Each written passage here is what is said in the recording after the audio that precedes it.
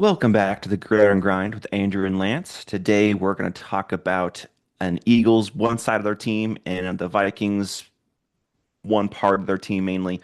One got another win, one got another close loss. It's unfortunate, but it is what it is. But first, it's just strange because I'm seeing a new location yet again for our friend Lance. What's going on, man?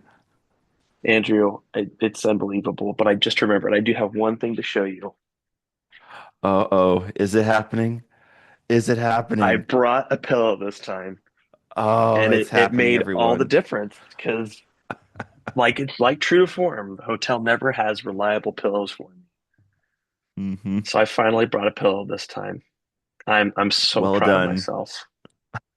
I'll have to come up with a nickname for my pillow so that we can ask if my friends come along with me on my trip. Yeah, like we have dummy right here, so we'll have to figure out a name for the pillow. I'll come back on that one. We'll figure that one out. But yeah, I'm glad I have it because this work trip, unfortunately, is from Monday to Saturday. Oh So man, all week. yeah, it is a long trip. By the way, I don't know who thought it was a good idea, but having a conference go through Saturday, come on, people. You telling me that everyone wants to be there through Saturday? You're out of your mind. And it's a conference that ends at like Hmm. 5 p.m. on Saturday. So there's no like checking out early from this conference. So Mm.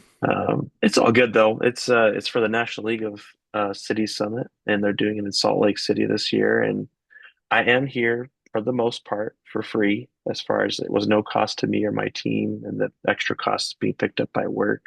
So that's nice, getting to meet lots of Yeah. people and just people focused on making things work, keeping the lights on, keeping toilets flushing, and trying to Hmm. just keep roadways running. And it's good, man. I love it. It's a good job.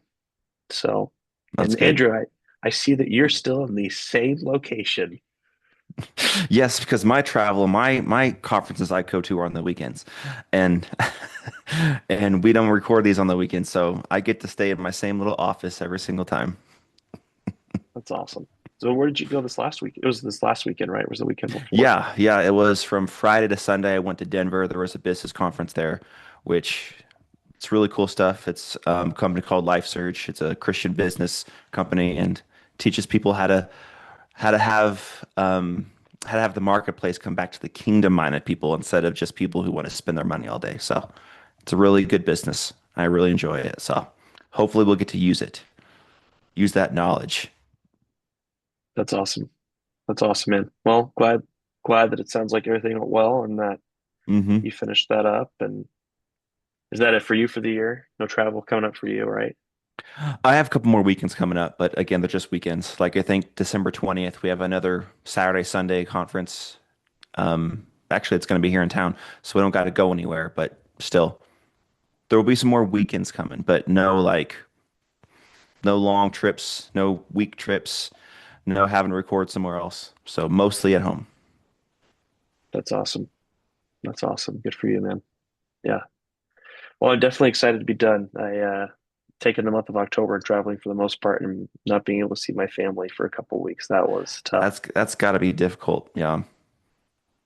Yeah, it's just weird going from noises all the time except for bedtime to Hmm. noises like almost not at all during the day because it's just me. Yep.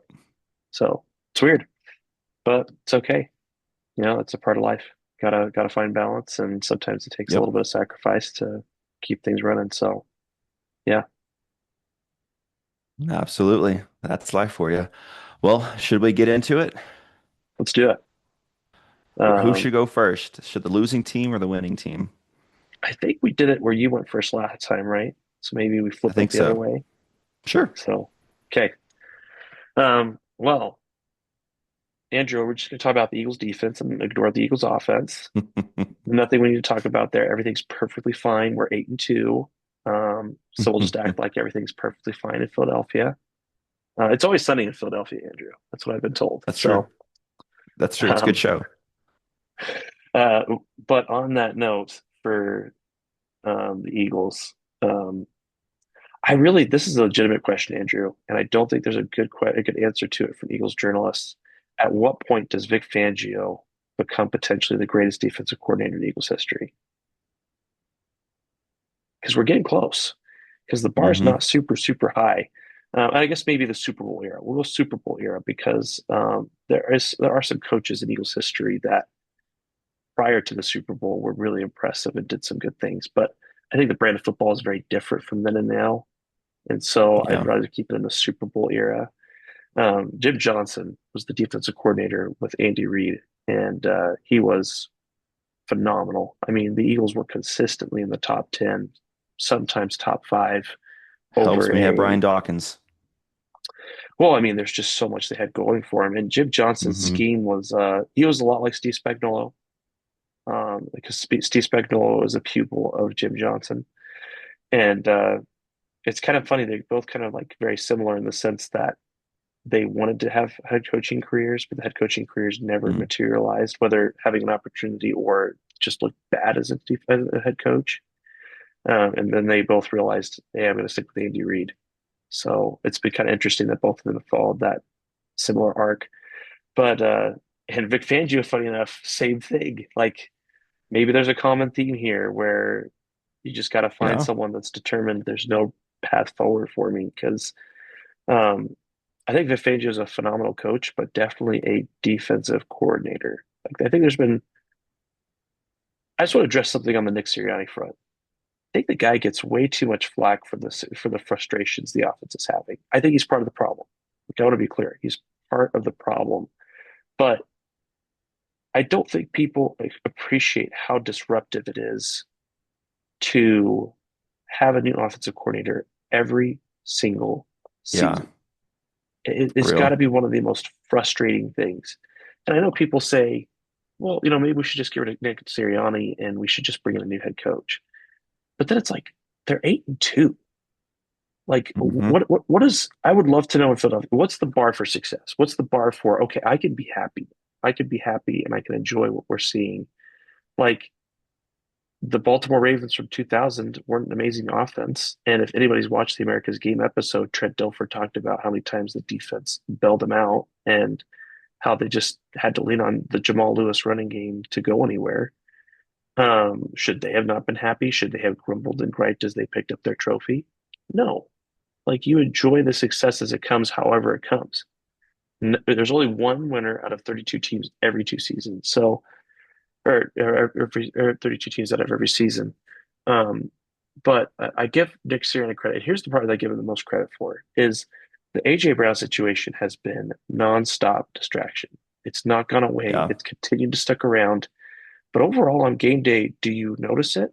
Has there been a moment like people forget, but there was the Kansas City Chiefs game where the Eagles playing them, and it was the year after the Super Bowl, and Terrell Owens is chasing Donovan McNabb on the sideline, just hounding him, absolutely hounding him, tearing into him.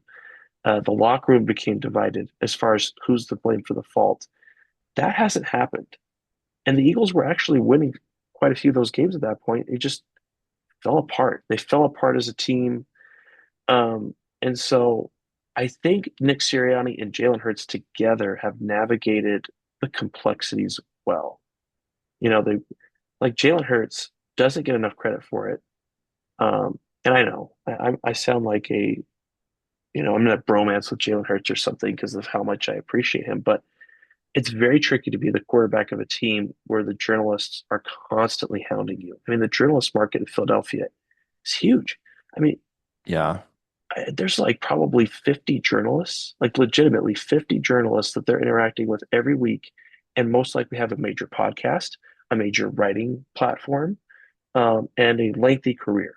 Like they're not just like some kid down the street from where Altus, Oklahoma, and they're just trying to run this small paper mill type thing. Like, no, they're Hmm. legitimate reporters. So I think that they've done a good job keeping those things in check. I think it helped that Jeffrey Lurie stepped in and told AJ, enough is enough. Let's move on. I need you Hmm. to stop speaking to the media. I think that's helpful. I understand where AJ Brown's coming from, and um, you don't want to win poorly. You don't want to win looking bad. But I think the Packers, like that game last week, they're a good team. They're a good defense. And I think that there's some level of they affected us. They really put us in a blender at some points. But the part that so this is the part I want to focus on as far as for struggles. Cam Jurgens being out has really hurt the team. If you noticed in the game last Sunday, the Eagles went for it on a tush push and didn't make it.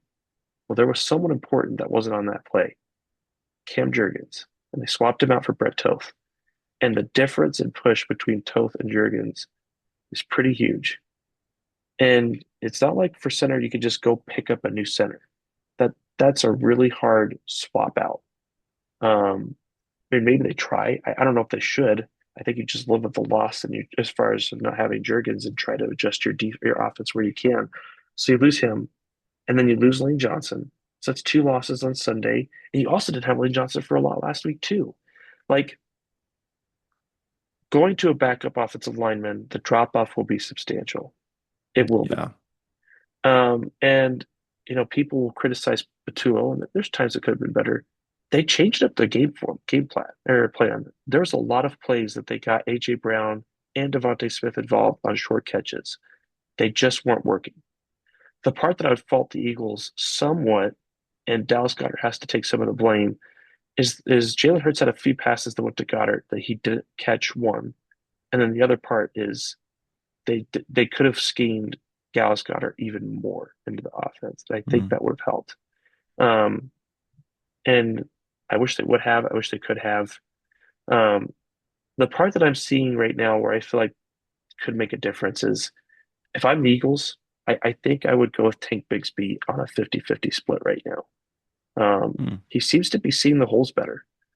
And it's nothing against Saquon Barkley, but Tank Bigsby, when he runs the football, has a pretty high average for his running output. Um, he had another 12-yard run on Sunday where he looked really good. His long was Um, 17. yeah, he averaged 8.5 yards a carry on Sunday. Hmm. I just think you gotta keep leaning into that. And this is Um, coming from the guy who, when the trade was made, you were saying, "What are we doing?"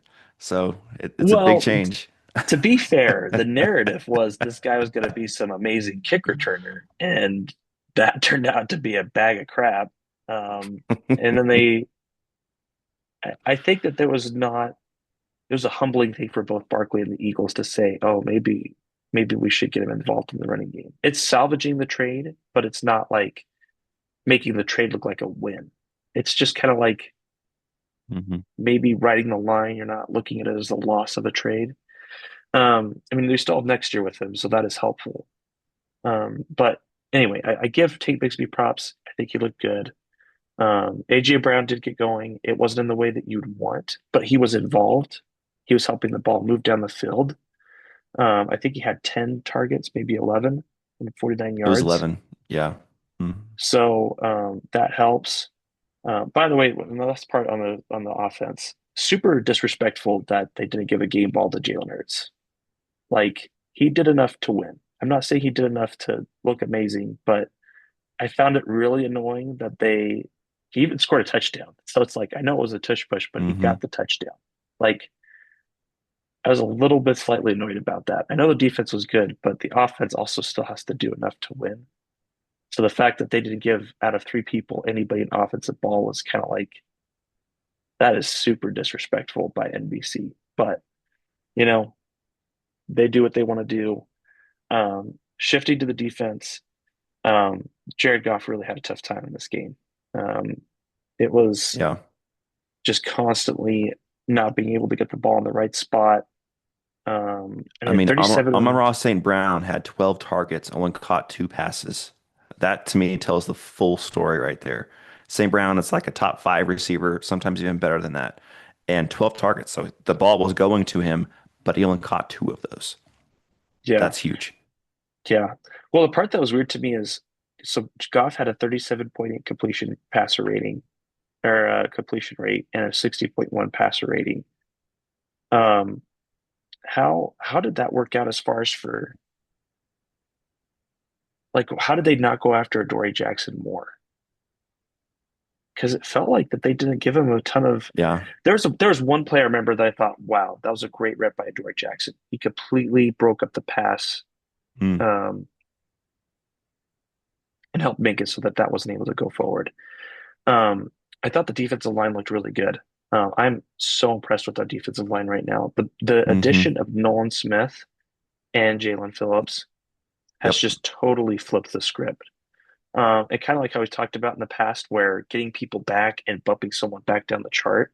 Jalen Hunt is a much Hmm. better number three, and he's just continuing to show that. He's at this point in his career, he's a number three defensive end. Don't make him the number two or number one because he's just not there yet. And to be fair for Hmm. him, he used to be a safety in college. So switching to becoming a defensive end is a massive adjustment. I think he even had to put on weight too, so that's hard because you're playing at a much different weight level than what you were in Yeah. college. So he's looked good. Moro Jomo had some really good plays.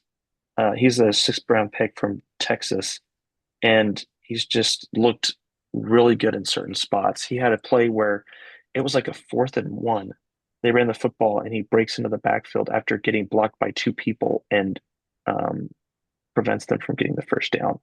It was just such a great job by Moro Jomo. Um, and then, oh, and we also got to mention the fact that Jordan Davis too. I think he had 3 passes batted down last night. I think it was or that game, at least Mm. one, which turned into a turnover. Um, which that was great to see DeJean pick that off. But Moro Jomo has 4 sacks this season, which is really impressive for him because last year he had 0. So, he's already got 4 times the amount that he had a year ago, Hmm. which is awesome. So that's been great to see for him. Um, I'm trying to think of other notes I had for the game.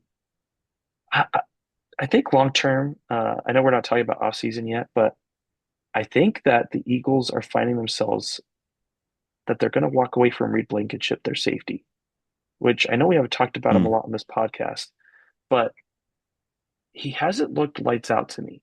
So it's one of two options. Either Blankenship's going to come back at a much lower contract level than I anticipated, or the Eagles are going to let the market win and they're going to let Blankenship go. The person I think that might come back is Nakobe Dean. And I did not think that they would bring him back. But he had another sack on Sunday. So he's had two Yeah. sacks in the last 2 games. And his coverage ability has just been so impressive. He had a massive injury last year and only came back in October to start working out with his torn left patellar in his knee. And I tell you what, Andrew, one, I don't know how he's back right now. And two, I don't know how his play doesn't look any worse than last season. I I don't know how you do that, especially with that type of injury. But between him and Zach Bond, I never dreamed in my life that the Eagles would have this good of a linebacking core. And you still have Jahad Campbell, who I don't think is Hmm. bad.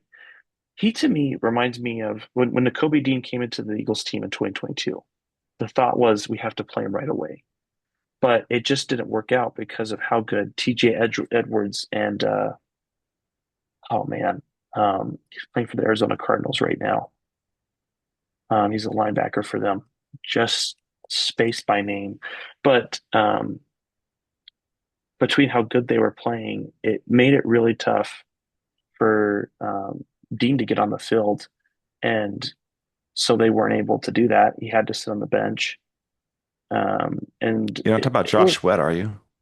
no, Josh Sweat he's a great Okay. defensive end, but um, Kaiser White, Okay. Kaiser White. But so he wasn't able to get on the field, and I think that the Kobe D or that Jahad Campbell's in the same spot. I'm not worried about him. I'm not worried about him Yeah, long he's a term. rookie. He's got to develop. And I just think that it's just a matter of Kobe Dean's just too good. And so Hmm. looking ahead, man, if they give up Nakobe Dean, that is such a hard situation because he's making a difference right now, especially in the running game. You'll hear a lot about it on Eagles podcasts, how much better the Eagles run game or defensive run game has gotten with Nakobe Dean back in. So all those things combined, so impressed. Uh, and man, there's no way this team will be like the 2023 team just because of Vic Fangio and this defense alone. Like just because of them Yeah. alone, I'm not worried about it. And long term, this is something I'm curious about, Andrew. Is it a blessing that the Eagles offense is not doing well? Because I'm not saying that Mm, in it's a great way, but does it increase the chances? I don't even know if it's for the best, but is there a world where Kevin Patullo coming back actually makes the offense better next year? If it was lights out and they were doing everything they needed to every week and Patullo left at the end of the season, are we a better football team by switching offensive coordinators again? Like hmm I hear all this excitement about Mike McDaniel and once he's going to become available that that's the guy you should go with. I don't agree. That is not who I want on the football team. McDaniel is a great game planner. He's not a great disciplined coach. That is my take on him. I don't sense the discipline, or else why are you a 4-7 football team right now? And why have you consistently struggled in the AFC East? I mean, like last year was a gift. There have been so many years that were a gift to them because the only competition was the Bills. If you could be the number two team in your division for like 5 years, you should have decent amount of success because you should hopefully be able to pick up 4 wins for sure. I mean, the Patriots and Jets have been so bad. So I struggle with the idea that somehow McDaniel would just come in and do way better than Patullo is. Maybe I'm wrong. Maybe it is a really simple thing. I just think it's a mixture of um, offensive play calling has been a little too simple at times. A mixture of the offensive mm, line injuries have been devastating. There's a wide receiver that used to play for the Eagles, Jason Avant, that he says in his mm, opinion, he feels like AJ Brown's lost a step. He feels like he watches him play and he feels like there's a drop off. And to be honest, he has a hamstring injury. So is that affecting him sometimes on deep routes? We saw a discipline issue this week where there was a deep one-on-one for him that he didn't continue to run on. I don't know.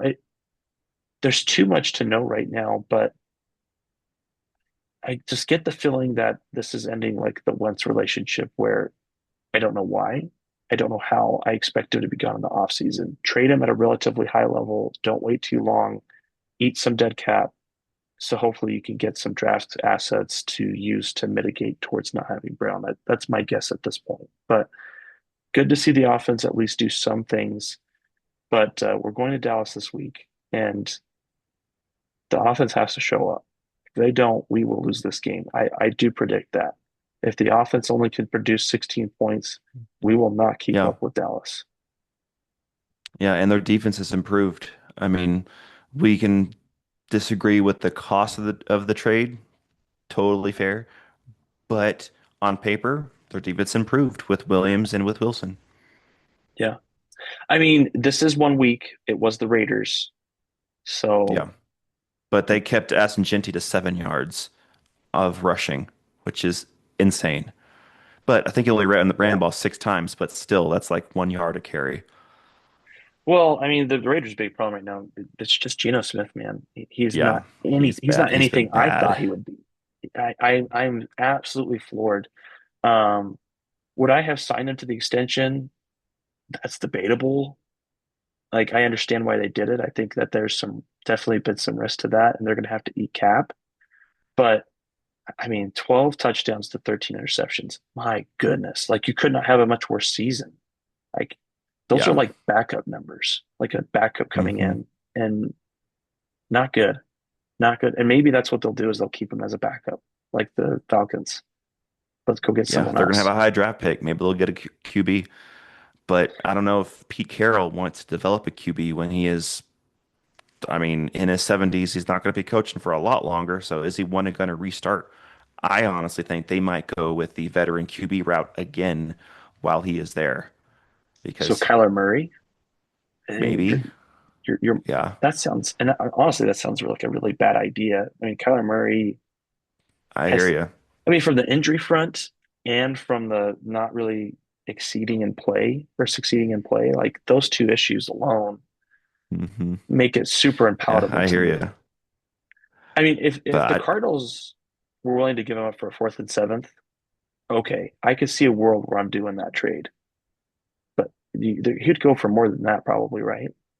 oh yeah, probably at least a two because he's not old yet. He's still in his 20s and he still has a ton of talent. So someone will think they can develop it. So I think it's at least a two.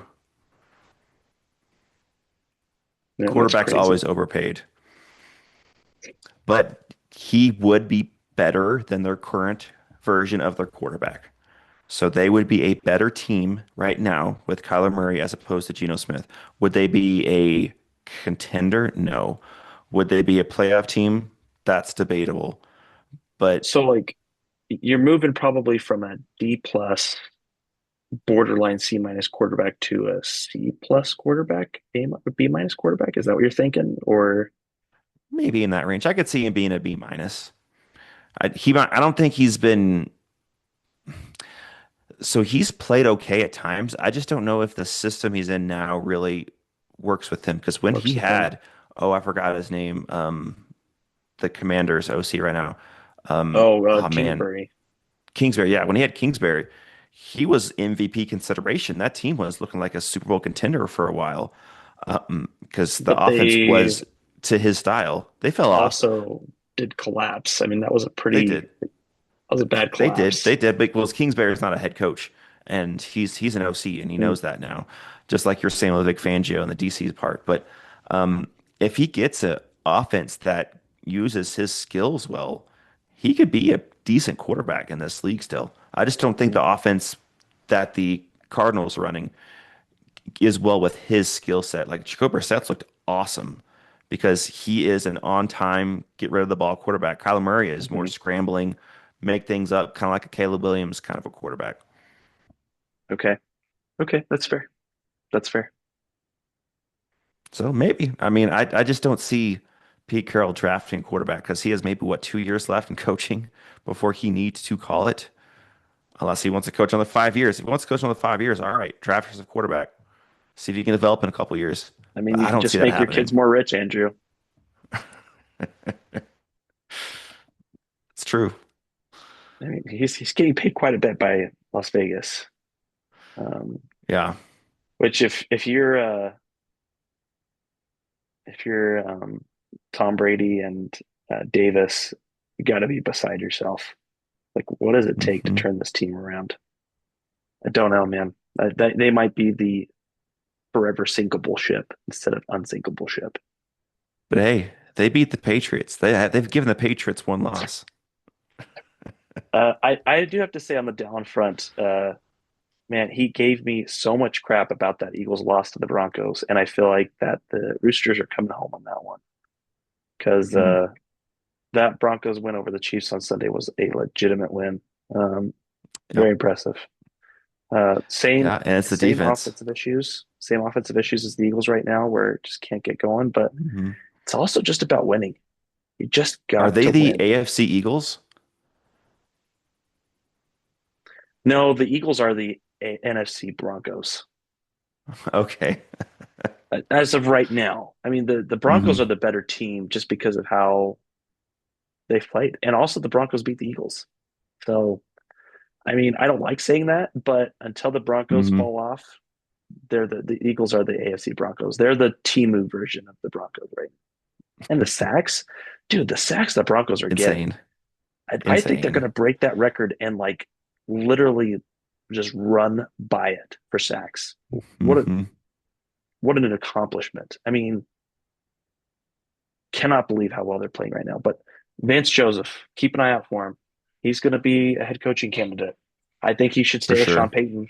I think he should just get, hmm if I'm Vance Joseph, just add a few million to my contract every year and I'll stay. Yeah, I'm really Um, glad that he's coaching so well because he's going to be the hot candidate this year, not Brian Flores. Let's keep B-Flow a little while longer because he's under the radar coaching so well the past like 4 games. I've been super impressed with the defense recently. So, yeah, keep coaching well up there in Denver. Make you the hot name. That way, Flores can kind of go under the radar a little bit. I mean, you want to segue back into the Vikings now, Andrew? Yeah, I can. But the last thing I'm going to say on that Eagles game is I picked the Lions to win, and if you told me that the Eagles were going to score 16 points, I would have been like, I was right. Lions won that game, but got to give credit to the Eagles defense. They came up, they played, they shut down that Lions offense. And Dan Campbell calling plays, everyone can kind of quit crowning him the best play caller after 1 week. That against the that's I Commanders. that Yes, that Against the got under my skin Commanders. a little bit. Exactly.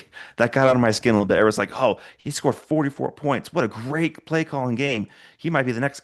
Calm down, people. Look at the matchup. They're playing against Marcus Mariota, and they're getting the ball back every single time because their defense was playing against Marcus Mariota, and the Yeah. Commanders' defense isn't that great. Now look what happens when he plays a good team. 9 points. Goes for it Well, every single fourth down and doesn't get any of them. exactly. The fourth down calls were just idiotic. And also, Yes. my opinion, unless your name is Andy Reid, you do not have permission to go for it on a fourth down with a punt play. That's just so stupid. If you're going to go for it, go for it. Don't put out Hmm. your B unit expecting to catch the defense out guard. Like that, Hmm. dude, that takes such luck. And not to mention the person that got the ball in that play is like he's like 4 yards from the line of scrimmage. So he's got to get 4 yards and then get the 1.5 yards. Like that is just such a yeah, I don't know. It boggled my mind. I did not understand what they were doing there. Such That's Hmm. Dan Campbell, man. He is going to just continue to roll the dice, roll the dice, roll the dice because he's convinced the next time he's going to get it. And Yep. it didn't work out last or on Sunday night. That yeah, And too I risky. honestly think that's one of the main reasons why they are not and have not yet, but are not going to be a Super Bowl team. Because you have to know when to go for it and when not to go for it.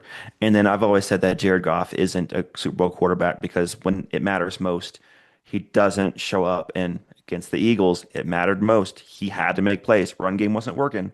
So it's on you, Jared Goff, and the play caller. Didn't work out. Yeah, I mean it's fair. And of course, right when I say a couple weeks ago that I felt like Jared Goff was showing his worth, he has to like have an all-time historic bad game against the Eagles. So Yeah. thanks, Jared Goff, for making me look bad on my take. Oh yeah, and then both our takes saying that Josh Allen's no longer in the MVP race and he goes to score 6 touchdowns in one game. He's like, hold my beer. I'm right back in this conversation. I see. I still can't put him in the top three for me. I, I don't think he's in the top three, but he's probably number four right now, I would say. Like I he's arrived. He's like, hey, I'm back. Because that's a huge game. It's a big win too against the Buccaneers. Tough matchup. And you get 6 touchdowns in that game by yourself, basically. So I would still put like the Staffords and the Drake Mays, those guys at the top. Um, I don't know who I have three right now. I'm not sure off the top of my head, but Taylor's in that conversation as well. But then Allen is right there as well. I think he overtook Jonathan Taylor with that game. yeah. I mean, and Stafford had an impressive win against the Seahawks on Sunday. So right now, Yeah, Andrew, here's how it stacks. That's absurd, but I'm going to read it off to you. I just want to make sure. Wow, this was after Sunday. This was after Sunday, Andrew, which is just absurd. But Matthew Stafford number one, Drake May number two, Josh Allen number fair. three, Jonathan Taylor number four. All fair, right? All Yeah, fair. I'm Number fine with all five, those. Patrick Mahomes. Are I'm we not for surprised, real? honestly. He No, shouldn't be, but I'm not surprised because it's the name brand. It's just the name dude, brand. That's all it is. that's so silly. You don't get any credit for almost like Hmm. that. And not to mention, this is besides the point. I'm not saying Jalen Hurts deserves to be in the top five right now. Jalen Hurts is number six. Why? Why is Jalen Hurts one behind Patrick Mahomes and two? Why is Patrick Mahomes that high? You cannot be 5-5 and be in the conversation. Just like Joe I would Burrow. put Baker number five right now. Yeah, absolutely. I would have no problem. In fact, Baker Mayfield is all the way down to number 10. Like, come on, That's people. insane. Sam That's Darnold laid insane. a goose egg on Sunday. Jared Four Goff had a terrible interceptions. game on Sunday. Like this is so stupid. I hate this, man. The bias of the Hmm. NFL sometimes just infuriates me to no end. I would be the first Hmm. person to tell you that Baker Mayfield should be higher than Jalen Hurts and Patrick Mahomes at number five. Like, Insane. dude, Doesn't make come any on. sense. And how is Justin Herbert still in the conversation? The guy is owned by the AFC North, AFC South, like the Bears are owned by Aaron Rodgers. That game was pathetic on Sunday. Like, thank you Yeah, and you know for what's really sad? A very sad moment. Aaron Rodgers does own the Bears, but he doesn't get to own them this year because he got hurt right before the Bears game. He doesn't get to play him this year. It's so sad. I mean, this is the end of the Steelers, right? This has I to don't, be where they I don't know because we both know Aaron Rodgers wasn't it. He wasn't playing very well. He was playing fine, but it's not like he was top 10 quarterback or even anywhere near the MVP conversation. So to go from him to Mason Rudolph, that is a drop, but is it like a tremendous drop? I don't know. I have to see it first. And they play the Bears this week, and I'm going to get to my Bears takes. The Bears are not a good team. They are the worst 7-3 team in this league, and that's by far. And I will get into it, but I think, and this is at Chicago, so it's going to be a tough place to play. Steelers are at Chicago, so Chicago has the advantage. But I would not be surprised at all if the Steelers win that game because man, I didn't this get to watch the Vikings game, Vikings Bears game. I watched highlights and watched those highlights. I'm thinking the Bears, as Denny Green have said, rest in peace, Denny Green. As Denny Green has said in previous years, they are who we thought they were. They are not a very good team. And I'll get into my takes here soon, but I would not be surprised if Steelers come out and win that game, even with Mason Rudolph, because the drop off from Rodgers to Rudolph is a drop off for sure. I'm not saying that's not, but I don't think Mhm. it's tremendous enough to where I'd be shocked if they won this game and they still competed for a playoff spot. They're not going to win their division. That's pretty much locked in now. It's going to be the Ravens, but they're still going to be fighting for a wild card. I don't know if they're going to make it, but they're going to be fighting for it. And I wouldn't be surprised if they won in week 12 against the Bears. And we'll get to our game picks tomorrow. I like it. I like it. Well, Andrew, we should hold back no longer and allow you to share your full thoughts on the Vikings game for Sunday. Okay. So my first, like, I don't even think this is a hot take, but my first, like, how can I call it? Um, Boiling over, something needs to happen take is our special teams coach needs to be fired right now because it's not just this game, which I'll get to one big bad thing, but all year long, our special teams has had so many penalties, so many penalties. I don't have the stat with me right now, but a couple weeks ago, I was listening to a different show I heard, and expected points added for special teams as far as how many yards you're giving up, field position, how many yards you're gaining, and able to get in scoring range, all that stuff. Minnesota's like second from last on special teams expected points added, and that's with Will Reichert, who's actually missed one field goal all year. They're counting that wire miss, but that's not a miss. He actually has missed only one field goal all year, and that field goal was whenever we were rushing to kick a 50-yard field goal at the end of the half, and the football didn't get changed, so he kicked a regular football, and it came up like a yard short. So he wasn't expecting to kick a regular football. So I don't fully blame him on that one either. So he's actually missed one field goal all year. And then Miles Price has been a phenomenal kick returner, undrafted rookie free agent. He's been awesome. He's been great. He had one game against the Ravens where he fumbled. That sucks. He needs to clear that up, but that's the only game he's had that problem. He's been awesome. With those two things, a great kicker, great returner, we're second to last in expected points added on special teams because of penalties and then giving up yardage. And against the Ravens, we had a kick return touchdown by Miles Price called back on a hold. And I know that players are making these plays, players are holding, but the coach has to get that under control, and he hasn't. And then in this game, I'll get into McCarthy, I'll get into the offense. There's a lot to talk about there, but we go up 17-16. We take the lead with a great fourth quarter drive by McCarthy. He looked great. He's got that Mamba mentality. He's got that dog in him. Into the game, he comes to play with 50 seconds left. Now that I do wish there was less time than that. When I was watching the replay and keeping up on my phone when I was at the conference, I was thinking, oh man, that's a little too much time left. I really wish it was a little bit less, maybe like 30 seconds or something, because I think the Bears still had two or three timeouts. But what happens?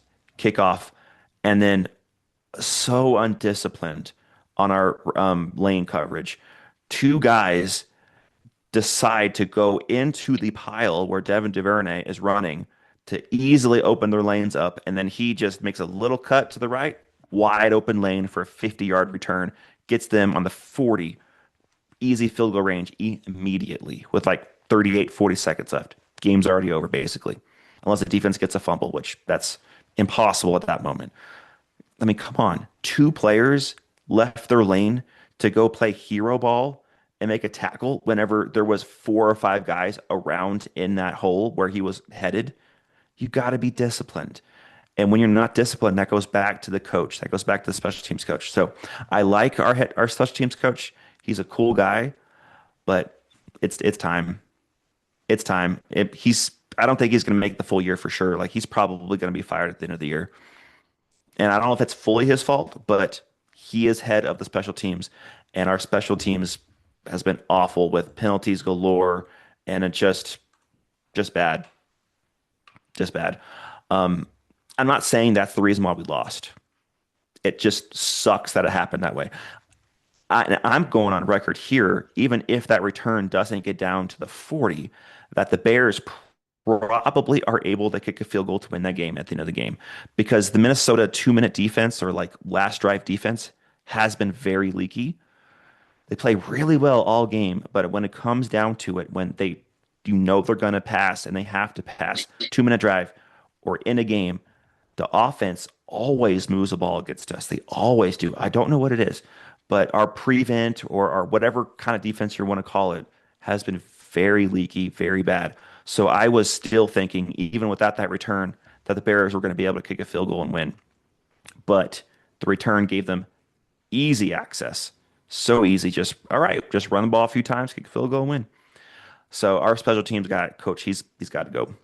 He's just got to go, unfortunately. I like him, but he's been gifted an amazing returner and an amazing kicker, and yet our expected points added is like bottom of the league. That just can't happen. So we got to fix that in the offseason. And I would not be upset if he was fired today. He won't be because special teams coordinators, they're not fired midseason, but he's got to go. Now, let me go to the defense first because the offense is what I mainly need to talk about. Defense played great. Defense played really good. Again, Brian Flores has coached this defense so well. Caleb Williams, who everyone's crowning as this great quarterback, 16 for 32. Oh, yeah, by the way, rookie quarterback J.J. McCarthy also 16 for 32.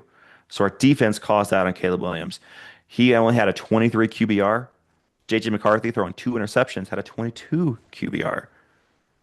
That's They played like the same game, yet everyone's already crowning Caleb Williams, but that's besides the point. The one thing we got to fix though is our run defense is still a little bit leaky. It wasn't bad this game. DeAndre Swift had 21 carries for 90 yards. It's a little high, but that's 4.3 average. That's not awful. You can live with that. But toward the end, defense was getting tired. They were getting gashed. But total, they gave up 140 rushing yards. That's a little too much. Caleb had 26 rush yards himself on scrambles, so that does count. But even without that, they still had 114 rushing yards as a team. We got to get that down a little bit. Our rush defense is still a little bit leaky. It's been improved. Give them credit where credit's due, but when you need to stop, there's times when they just run right down our throats. That's got to get fixed. But overall, our defense was great, and that's without probably our best defensive player in Jonathan Grenard. He was hurt this game, one of our only injuries. Dallas Turner played great. He had a sack. He was all over the place. He should have had two sacks. But our defense played really well. They haven't gotten any turnovers, though. That's the frustrating part. They're so close every game. They'll get this close to getting a turnover. They just can't cash in. They can't get their hands on the ball. If they could do that, this would be a totally different team. But they just haven't gotten it done. And now to the offense. So again, I didn't watch this game. I was at a conference. I just saw stats, listened to people talk about it. And then this morning, before we recorded, I actually watched the highlights and it totally changed my perspective. Well, not completely, but it did change my perspective because everyone was bashing J.J. McCarthy, saying this was a terrible game, worst game of his career, and that a lot of Vikings fans are done with him already. A lot of sports anchors and sports talkers are saying he's a bust. I'm sorry. He's only played 5 games. and I pulled this up, and I'm not saying he's this player. So I preface that with that. But I'm saying that quarterbacks take time to develop. And I pulled up the first 5 games of Josh Allen. And the reason why I did that, not because they're the same player. Josh Allen is a physical freak of nature. We all know that. But he came into this league with accuracy issues. Game one, he was 6 for 15, 74 yards. Game two, 18 for 33 with 2 interceptions. Game three against the Vikings, ironically, 15 for 22. That was pretty good. Game four, 16 for 33, 2 interceptions. Game five, 10 of 19, an interception, only 82 passing yards. He struggled his first 5 games. Now look at him as a passer. He is an elite passer. It takes time. And JJ McCarthy is the youngest starting quarterback in this league at 22 years old. And he's had 5 starts. His first season, he didn't get to practice because of his meniscus. Everyone just needs to be patient. They're wanting to crucify him already. And I want to ask this to Vikings fans. Did we honestly think, being real here, at the beginning of the year that this was a Super Bowl caliber team? Let's be honest. We were not. Playoff team? Okay, I can hear that.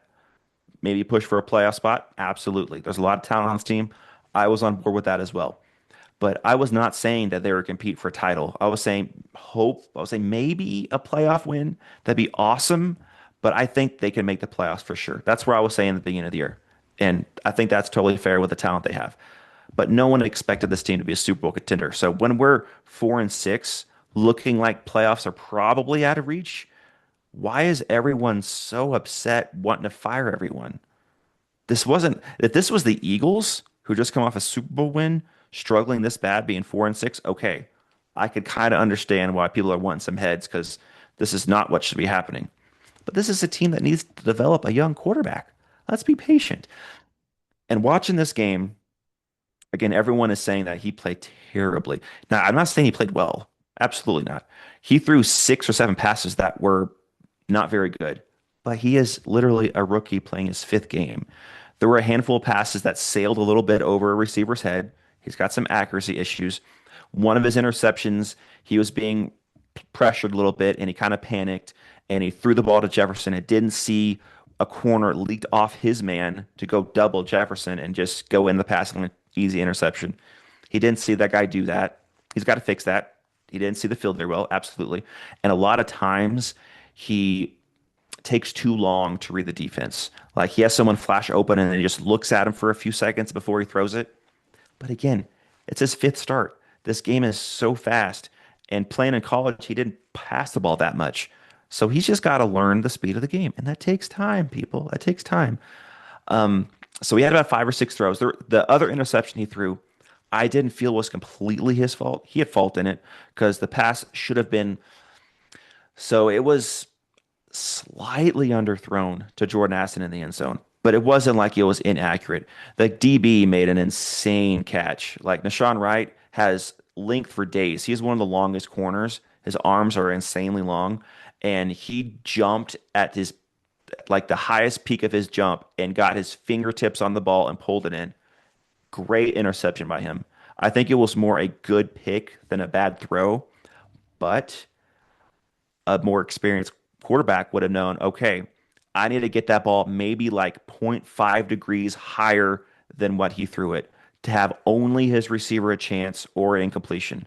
Because Jordan Addison was open. He had a yard of separation, which in the NFL, that's almost wide open. And the ball was just enough low for Nashawn Wright to pick it off. If it was probably any other corner, none have that length, there's a good chance it's a touchdown. But again, if you know the league a little better, more playing time, more experience, you know you gotta get the ball up just a little bit more, just a little bit more. So that pick, I'm thinking, wow, that I mean, maybe the time of the interception was the biggest problem because it was toward the end Hmm. of the half and we were in field goal range and get some points. But I don't fault him for wanting to throw it to Jordan Addison when he's one-on-one coverage and he has a little space because that's something you can't teach. So that's one thing. One of the things I love about JJ McCarthy is his good traits of him wanting to hunt downfield, not being afraid of throwing it to these superstar receivers, just a little inaccurate. And even when he makes a bad play, he forgets it immediately. And he's got that attitude and that leadership. He's got those intangibles that not a lot of quarterbacks have. He just needs to learn the basics. And I still believe that Kevin O'Connell is one of the best at developing quarterbacks. So I am totally not done with JJ McCarthy. I think he is going to be an elite quarterback in a couple years. Top six, top seven. I would not be surprised because he's got a cannon for an arm and you can develop that. You can't give someone or develop a strong arm. You're either gifted with that or you're not. And he has got an insanely strong arm. He just got to learn how to control it a little bit better, when to put touch, when to kind of put a little bit more arc under it, when to cannon that ball out. Like that touchdown to Jordan Addison in the fourth quarter on that game lead interception to go 17-16, or the game lead touchdown, I should say, to go 17-16. Now, Sean Wright was right there. He was kind of covering two guys in the corner of the end zone. And he's back turned to Addison, and he was covering Justin Jefferson. And right when J.J. McCarthy was corking that ball, now Sean Wright turns and tries to go to Addison, but McCarthy throws that ball so hard he doesn't have a chance to get to it. And touchdown Addison in the end zone. We go up 17-16. And the other thing, which not a lot of people are talking a lot about, is there were 5 or 6 drop passes in this game. We had a lot of drops. There was one to Addison, I think, in the first half, one of the first drives, where he was kind of double covered, but the ball was just dropped on a dime right in his breadbasket, and it goes right through his hands, incomplete. And if you're looking at the angle, there's a chance. I'm not saying he would have. He might have got tackled, but there's a chance he takes that to the house because the safety was coming in this way. He was kind of running that way a little bit. So, and the ball was right in his hands. If he catches it, there's a chance he's able to outmaneuver the safety and go score. But it goes right through his hands. And there's another one that was in the end zone to Aaron Jones. It was not the best on the most accurate throw, but Aaron Jones got 2 hands on it, had to contort his body a little bit, couldn't pull it in, bobbled it, and then dropped it in the corner of the end zone. We get the field goal on that drive. Catches that ball. This is a three-point game. We kick a field goal. I'm just saying, JJ McCarthy does get the most blame if we're doing like one podcast I listen to does the pie chart of blame, and I would say he does get the most blame because 16 for 32, 50% completions. That's not great. Those 2 interceptions, he had like 7. He probably had 7 throws that were not very good, but he also had a bunch of those that were really good, and he had a bunch of drops in this game. So I know I'm usually Mr. Positivity, but I see a lot of potential in this team. And like I've told you before, we talked about before, it's not like this is their only year. Their core is still pretty young. Their offensive line is playing insanely well right now. And they have 3 guys on that team that are really young. Saul, elite left tackle. He's like 27. Donovan Jackson, our rookie, he is coming into his own. He's playing really well. Like our top Mhm. 5 PFF grades, 4 of them were offensive line. The fifth one was Jordan Mason. Again, a young guy on our team next year. And then Will Fries, the right guard we signed in free agency. He was our third best, excuse me, PFF grade this week. He's been great at right guard. He's 26. And then going a little bit older, we have Brian O'Neill. He is a little bit older. He's like 30, 31, but you can still play a couple more years at right tackle whenever you're 30, 31. So he's got a couple years left in him. And then at center, that's been our difficult spot. But Blake Brandle's been playing well at center to back up Ryan Kelly. Ryan Kelly should be back next week, I imagine. But he's not our future. But Blake Brandle was our 4th highest ranked PFF grade in this game. And he's not a center. He's our backup guard. And he's playing really good at center. So our offensive line has been great. And most of them are young outside of Ryan Kelly. Ryan Kelly might not be here next year, but Blake Brandle's been playing fine. So our core is still young. We still have 2 or 3 years left of this could be a good window while JJ McCarthy is on his rookie contract and develops. And I believe that KOC can develop him because McCarthy has the intangibles. He just got to learn the basics. And I think KOC can do that for him. So I came out of this game. I know it sucks that we lost and we should have won. It is another game. We've had 3 losses this year that very well could have been wins, but we beat ourselves. And this one was McCarthy beating ourselves. He had a lot of bad passes, a lot of bad drops, and then special teams was awful. But we beat ourselves. And I don't think the Bears are a great team. I was watching the highlights of that game and I was like, man, this team is not that good. We had two interceptions. We had six drops, five, six drops, and we still should have won this game. And two of those, and one of those interceptions was a touchdown. So that's just, I don't believe in the Bears. Caleb Williams, 193 passing yards, not that great. Their defense is not good at all. They're 7-3. Credit where credit is due. When it comes to crunch time, they're finding ways to win, like at all three facets. So give him credit on the kick return. DuVernay found the hole. He got 58 yards in that return to get to the 40. Give him credit. At all three phases, they figure out a way to win when they need to. Like those two interceptions, they had to catch the ball. They had to make the play, and they did. And they just figure out a way. Give them credit, but I'm not sold. I don't. The record being 7-3, they're probably a playoff team. It's going to be a lot for them to miss, but they do have a really tough schedule. Really tough schedule. Um, if they lose the Steelers game, I don't know because the only next winnable game on their schedule is the Browns because they have the Packers twice, I think. They have the Lions once. They have the Ravens. They have some difficult teams. I'm not saying they're going to miss the playoffs. They probably are going to make it, but they are, to me, one of the most fraudulent 7-3 teams that ever existed because I saw those highlights. I was like, they are not a good team, but they find a way to win. I mean, Wins is that all that counts matters. though. Yeah, You got to that's give all that them matters. But you got to give them in the some credit. playoff, if they make the playoffs, they're probably going to be first round out. So does that even Well, help? I think to the Vikings point, the part that I just think about in my head is what if they don't if the Bears don't get the field goal at the end of the game and the Vikings win? How much does the narrative shift? And I think it would Hmm. that um, you want to focus as much on the negative. It would still be there. It would still be frustrating, but the bottom line for me is that McCarthy put him in a position to win, Hmm. and the defense, special teams together, and mostly special teams, did not put your team in a position to win. And that's hard. If you don't have people, to me, it comes down to crunch time. Yes, you look at the total Hmm. score on the test, but uh, the way someone phrased it one time, and I really liked it, is he said that we should judge the way teams play off of the final 2 minutes of the game being a pass or fail test, like a pass or fail question. And the way that the special teams played at the end gives it a fail grade. It doesn't matter what else happened during the game. If you don't show up for the most important time of the game, that is infuriating because this game Yeah. was very winnable. But if you give up a 50-yard kick return, it just makes it almost all but impossible to be able to win that game. And I think it Yeah. changes the And another narrative. thing I forgot about um, was so there was one guy on the side of the field where DuVernay cut back and he was getting blocked by someone, so he had no chance. And he was asked in the locker room what happened there. And he was frustrated. He said, we were taught and coached up all week and looked at film all week that Devin DuVernay cuts back to this side of the field every single time and that we needed to keep our lanes. And we didn't do that. I was by myself out there. I was the only one who kept my lane. How do you do that if you're a player?